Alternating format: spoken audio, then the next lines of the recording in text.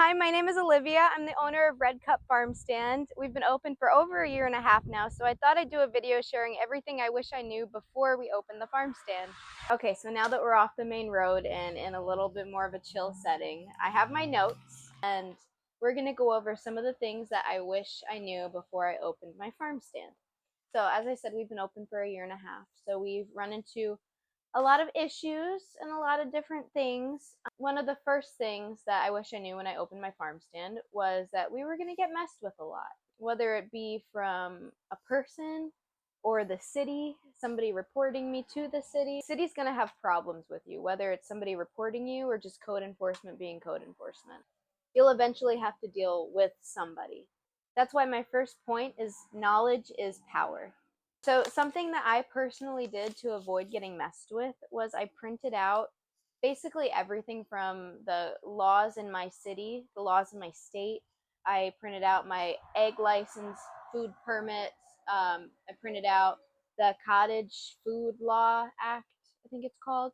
Like basically everything that I was doing, I printed something out about it with all the laws, and I highlighted everything that I was doing, and I went through and I typed up like, this is why I'm not breaking this law. This is why I'm not breaking this law. I'm following this, blah, blah, blah, blah, blah. These are my lot lines. I am within my property and X, Y, and Z. I basically dotted all my I's and crossed all my T's and made sure that nobody could mess with me. I did already do a story time about the time code enforcement messed with me and they called the police on me. It was this whole big thing. This was like maybe the first 3 months I opened my farm stand. But I did do a story time on that, and if I figure out how to link a video, I will link the video.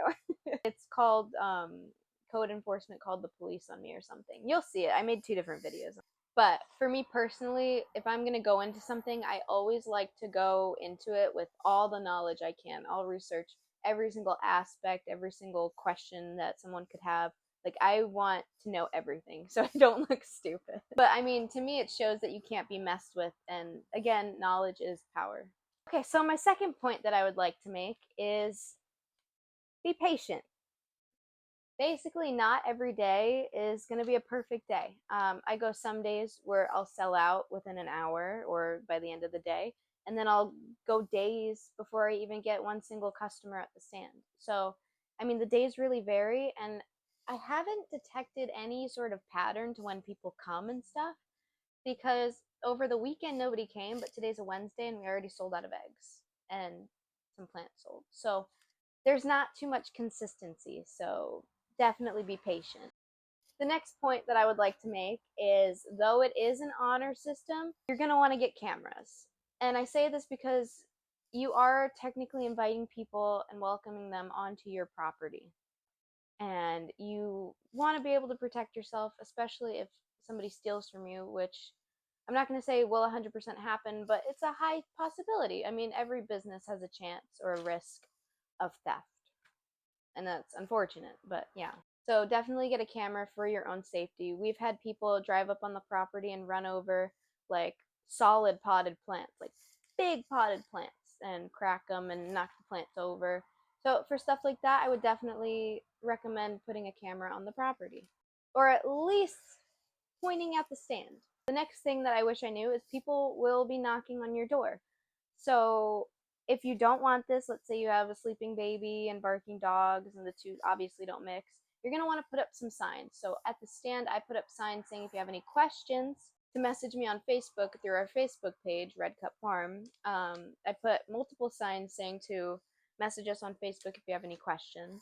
I also put signs on the door because not just for the farm stand, but we have a lot of salespeople knocking on our door, especially towards the summertime, selling solar and roofing and annoying stuff, the typical stuff. So we put signs basically saying we charge by the minute to talk at the door. Definitely put up signs if you don't want people knocking on your door.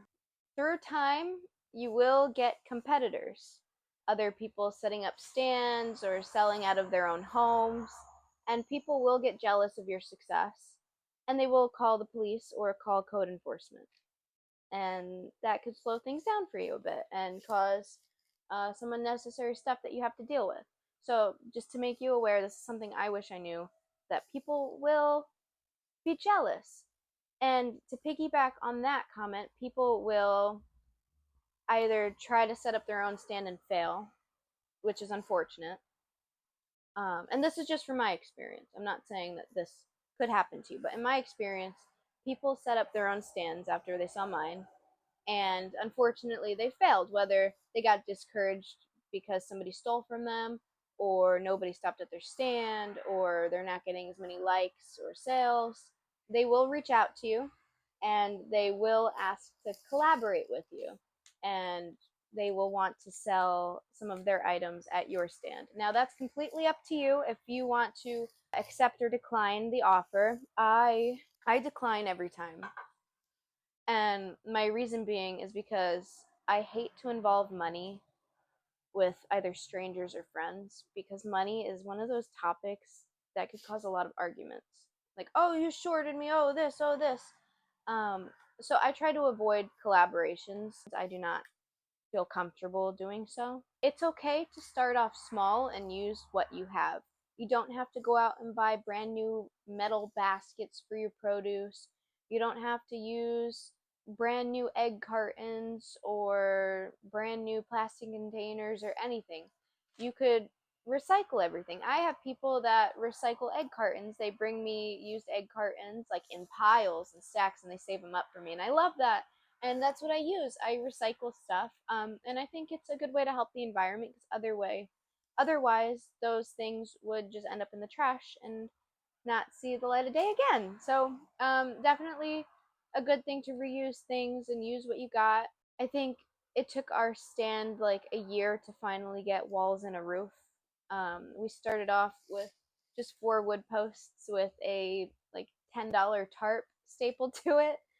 We finally got a metal roof and wood. It takes time to have something nice, especially if this is just a side hustle for you and you're not pouring all of your money into it. It's going to take time. And honestly, I think it's cool that people get to be along for the experience, from when the farm stand was just a tarp all the way to a metal roof, and eventually I would love to have a building for the farm stand. So I think it builds a little bit of a sense of community and like, oh my gosh, I've seen it from the ground up being built into what it is now, and the whole city knows what it is now, and blah blah blah, if you get the picture. But my final point, I don't know if it's just my city, because my city does have a lot of wild cards out there. But you will have creepy people returning over and over, um, not buying anything, just to talk and get a little too close. I don't know if it's just a female thing or, again, my city, but just make sure you set clear boundaries and alert the police when you need to, which I totally could do a story time on this. Thank you for watching, and that was everything that I wish I knew when I opened my farm stand.